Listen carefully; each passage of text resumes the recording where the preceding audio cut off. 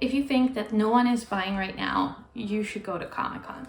So seriously, I just went to my first Comic-Con, and although it was completely for fun, there were actually a ton of business lessons that I took away from there, so I thought I would share those with you today. Hi, I'm Sandra, and I help business owners make more money and scale their businesses through really good service design, template shops and digital products, and group programs. Make sure that you stick around to the very end to hear two very story pieces of business advice that I think we could all use right now. Now, the first piece of marketing and sales advice I took away that no matter the budget, there are always time constraints, money constraints. There's always a limit to the creativity you can have.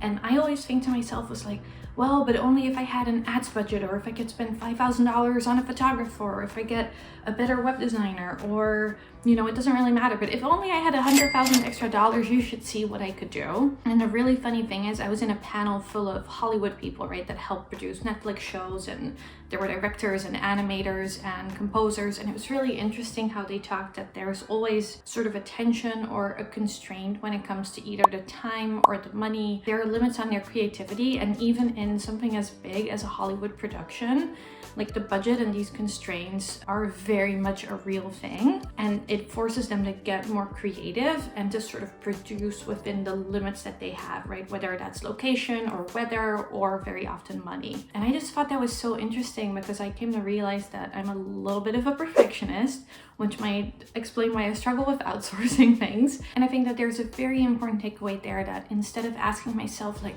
but what could I do if I had more budget and I had more time and all of that? And it's like, well, how could I make the most of the resources that I have right now, the marketing budget that I have right now, the time that I have right now? And I think that that's a very powerful takeaway, that counts for all of us, right? And it doesn't really matter whether we're a famous movie director or just just started a brand new business thing. What can you do with the time and the budget that you have, and how can you make the best of that? Then there was a panel full of writers, and there was actually a book publishing representative. So she ran a publishing house, and the writers, some of them were self-published, some of them were traditionally published, or both. And I asked them a really interesting question. So I asked them, do you think of yourself, or do you think of your job as it's your job to write a really good book and really good books? Or is it your job to market and sell books? And it was so interesting because they kind of gave this exact answer that I've been struggling with in my business. Although I carved out a business for myself where I create what I desire to create, what I feel needs to exist in the world, and then I go and find the people that need it and sell it to them, right? But that is not how all the basic bitch business coaches and all the basic marketing advice teaches it to you, right? It's very much find your ideal client, identify the perfect product they would need, figure out what price they would pay, right? It's very much a market-driven approach, whereas I've always gone like, this is what I want to create, this is what it is, here's the price, do you want it, right? It's kind of the opposite. It's from me outside.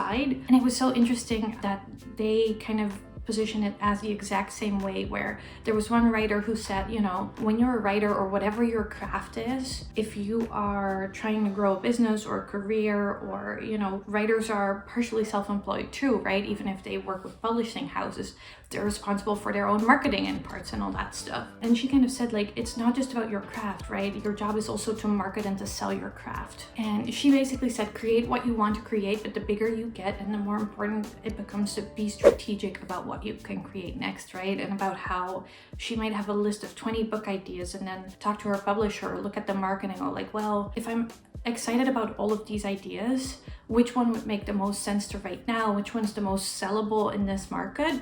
And I'm gonna finish or do that one first. So she was really talking about you can create from what you want to create, but still look at the market and make a strategic choice there. And I love how she ended up with something that I feel very, very similar. And she kind of said, hey, with social media, I've noticed I'm a smartass and people like that. And obviously I demanded that she immediately become my best friend, right? So there's very much the sort of balance between being strategic with what people want and showing up as you and as the expert. I mean, you're the writer, right? Like readers no one knew they wanted to read Harry Potter until it existed, right? It's like that, where the writer or the expert take the expert role and create what you want to create. And there was one other very niche offer that he literally said in response to my question, he went, said, screw the audience, right? I'm a writer, I write because I love it. It wasn't his full-time job yet. He also had like a regular job, and he said, screw the audience, I'm writing what I want to write because this is about me first. And I just thought that was such an interesting thing. Like, if there's something that you're desiring to create or to make and you're not sure how people are going to respond,